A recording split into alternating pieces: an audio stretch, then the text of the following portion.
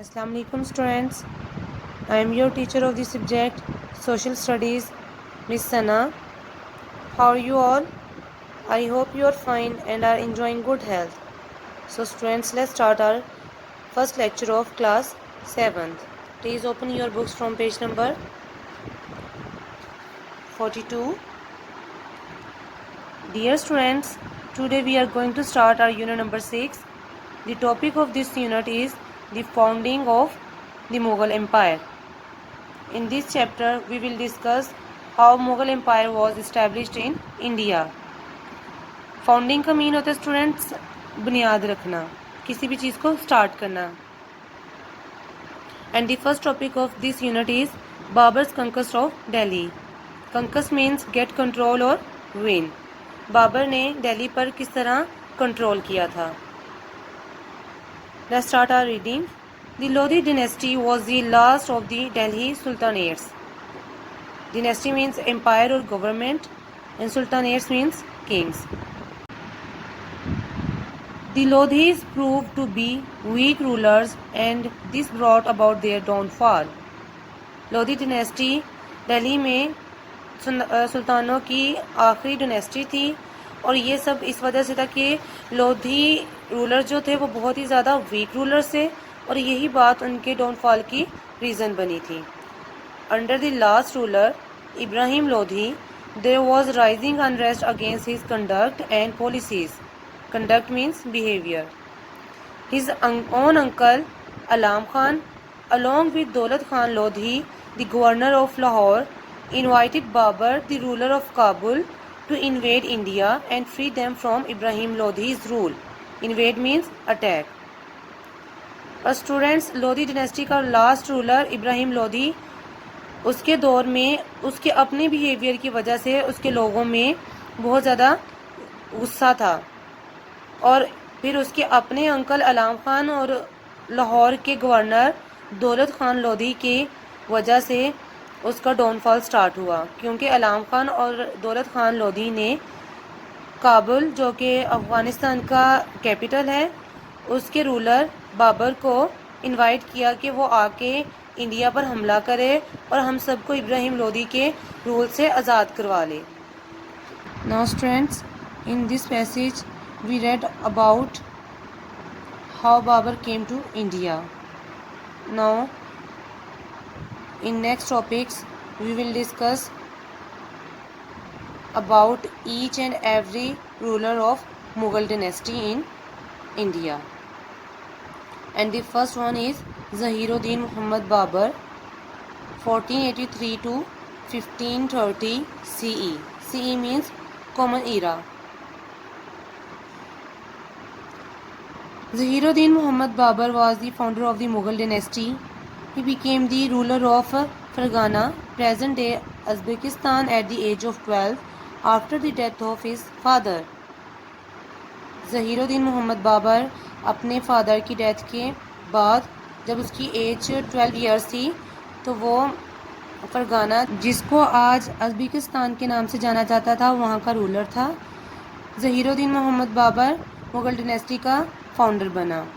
Born in 1483 CE, he was a descendant of Genghis Khan on his mother's side and of Amir Temur on his father's side.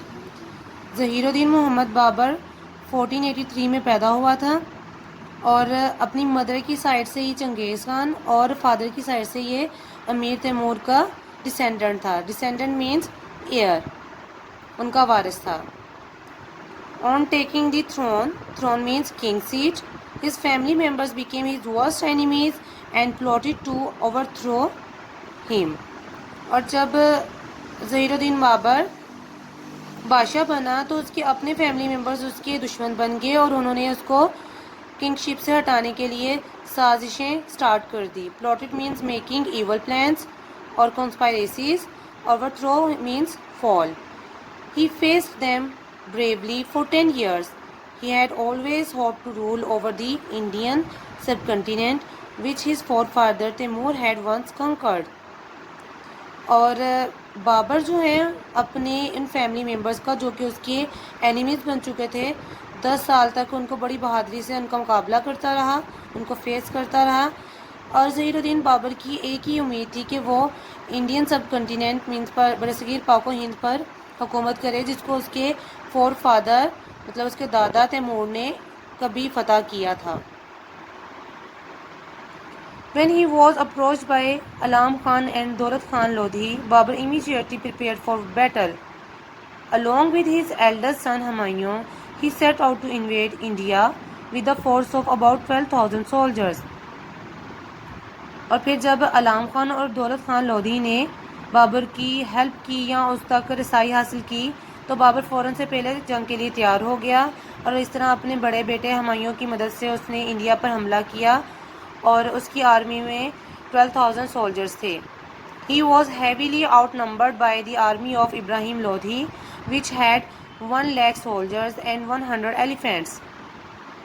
اب اس کے جواب میں ابراہیم لودھی کی army نے بھی ان پر حملہ کر دیا، آؤٹ نمبرڈ مینس اٹیکڈ، اور ابراہیم لودھی کی آرمی میں 1 لاکھ سولجرز اور 100 ہاتھی تھے۔ A fierce battle was fought in 1526 CE at Panipat. The battle lasted for only a few hours.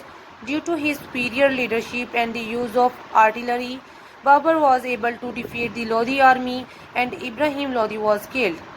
This marked the end of the Sultanate of Delhi and the rise of the Mughal Empire in India. اور اس طرح students پانی پت کے مقام پر 1526 میں ایک بہت ہوریبل battle start ہوئی۔ فیئرس مینز ہوریبل، اور اسٹوڈنٹس یہ بیٹل صرف چند گھنٹوں تک ہی رہی تھی جاری، کیونکہ بابر کی اپنی گڈ لیڈرشپ اور یوز آف آرٹلری مینز اسے کیننز کا یوز بہت اچھے طرح سے آتا تھا، تو بابر کی آرمی نے لودھی آرمی کو ہرا دیا اور ابراہیم لودھی اس جنگ میں مارا گیا تھا، اور اس طرح سلطنیٹ آف دہلی کا انڈیا میں خاتمہ ہوا اور مغل امپائر کا رائز سٹارٹ ہوا تھا۔ Many historians state that Babur had 3 great qualities. He was as fierce as a Mongol warrior, as courageous as a Turk, and as refined as a Persian noble. بہت سے historians Babar کے بارے میں لکھتے ہیں کہ اس کے 3 کوالٹیز تھی۔ وہ ایک منگول واریر جنگجو کی طرح بہت زیادہ خطرناک تھا، fierce means also means dangerous, اور ایک ٹرک کی طرح حوصلہ مند تھا، اور ایک پرشین نوبل کی طرح بہت زیادہ اعلیٰ مقام رکھتا تھا۔ Babar showed his outstanding skills as a leader on many occasions, but it was a challenge to deal with his most dangerous enemy, the Rajput chief Rana Singha. Students Babar کے پاس بہت سی کوالٹیز تھیں، وہ بہت اسکلفل لیڈر تھا، اور اس نے اپنی ان skills کو بہت سے اوکیزنس پر ثابت بھی کیا تھا، لیکن بابر کا سب سے بڑا چیلنج تھا اس کے سب سے dangerous enemy Rajput chief Rana Sanga کے ساتھ مقابلہ کرنا۔ In 1527 CE, their armies came face to face in the Battle of Khanwa. Babur's soldiers did not want to go into battle, but Babur gave a very inspiring speech. He told them it was their duty to fight the infidels, and if they died fighting, they would go to heaven. تو students 1527 CE میں رانا سنگھا اور بابر کی army کا خانوا کی battle میں آمنا سامنا ہوا۔ بابر کے سولجرز تو اس بیٹل میں نہیں جانا چاہتے تھے، لیکن بابر نے اس موقع پر بہت زیادہ انسپائرنگ اسپیچ دی اپنے سولجرز کو۔ ان کو بولا کہ یہ آپ لوگوں کی ڈیوٹی ہے انفیڈلز کے ساتھ لڑائی کرنے کی۔ انفیڈلز مین نان بلیورز، کافر لوگوں کے ساتھ لڑنا یہ آپ لوگوں کی ڈیوٹی میں شامل ہے، اور اس طرح اگر آپ لڑتے لڑتے شہید بھی ہو گئے تو آپ لوگ سیدھا جنت میں جائیں گے۔ The speech had the desired effect on the soldiers who fought Rana Sangha with great courage and defeated his army. اور اسٹوڈنٹس اس اسپیچ کا وہی اثر ہوا جو کہ بابر چاہتا تھا۔ اس کے سولجرز وہ لڑائی میں جانے کے لیے ریڈی ہو گئے، جنگ میں جانے کے لیے ریڈی ہو گئے، اور وہ رانا سنگھا کے ساتھ بہت ہمت اور حوصلے کے ساتھ لڑے اور اس کی آرمی کو شکست بھی دی۔ With this victory and that at Panipat, Babur's empire stretched from Kabul in the west to Bengal in the east. اور اس طرح اسٹوڈنٹس پانی پت کے مقام پر بابر نے جو جنگ ابراہیم لودھی کے ساتھ لڑی تھی اس میں بھی بابر کی فتح ہوئی تھی، اور اس جنگ میں جو کہ خانوا کے مقام پر ہوئی تھی، یہاں پہ بھی بابر کی فتح ہوئی تھی. تو بابر کا امپائر جو ہے وہ کابل جو کہ ویسٹ میں ہے وہاں سے لے کے ایسٹ کے بنگال تک پھیل گیا تھا. Babur died in 1530 CE and his tomb is in Kabul. According to his will, he conquered and built a huge empire but did not live long after that and died of illness.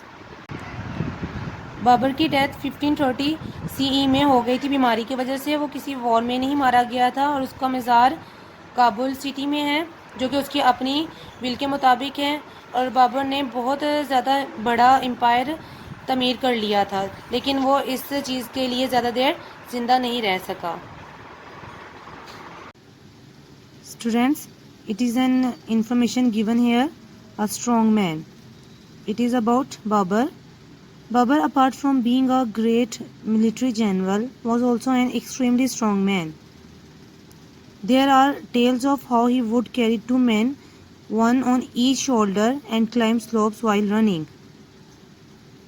Babar ایک great military general ہونے کے علاوہ ایک بہت مضبوط آدمی بھی تھا اور اس کے بارے میں سٹوریز ہیں کہ ایک بار بابر نے اپنے ایک کندھے پر ایک آدمی کو دوسرے کندھے پر دوسرے آدمی کو ڈالا اور وہ بھاگتا ہوا ماؤنٹینز کی سلوپ پر چڑھ گیا. Emperor Babar also swam every river he came to, including the river Ganges in North India. اور بابر کے بارے میں یہ بھی مشہور ہے کہ اس کے راستے میں جتنے بھی دریا آئے اس نے ان سب کو تیر کر عبور کیا اور ان دریاؤں میں انڈیا کا دریائے گنگا بھی شامل ہے. Another information given to you, تذکرہ بابری. Babur's famous autobiography تذکرہ بابری اور بابر نامہ is a collection of his experiences and thoughts. This historic document provides information about the region at that time. تذکرہ بابری یا بابر نامہ یہ بابر کی آٹوبایوگرافی ہے، اس کی بک کا نام ہے. اس میں بابر کے ایکسپیرینسز اور تھاٹس کے بارے میں انفارمیشن ملتی ہے اور یہ ہسٹورک ڈاکومنٹ ہمیں اس وقت کے علاقے کے تمام انفارمیشن پرووائڈ کرتا ہے. This is the flag of Mughals and here it is an information given to you about this flag. The royal flag of the Mughals is based on the images of a lion and the sun. These are symbols of power and superiority. Lion is the symbol of power and sun is the symbol of superiority. اب students Royal flag جو ہے مغلز کا اس کے اوپر 2 images ہیں، ایک line کی اور دوسرے سن کی. تو یہ پاور اور سپیریورٹی کے سمبلز ہیں، سائنز ہیں. یہ شو کرتے ہیں کہ مغلز بہت زیادہ پاورفل تھے اور بہت زیادہ سپیریئر تھے. اسٹوڈینٹس آئی ہوپ آپ کو آج کا لیکچر انڈرسٹینڈ ہو گیا ہوگا. Please do reading of this lesson by yourself. Thank you. Take care of yourself. اللہ حافظ.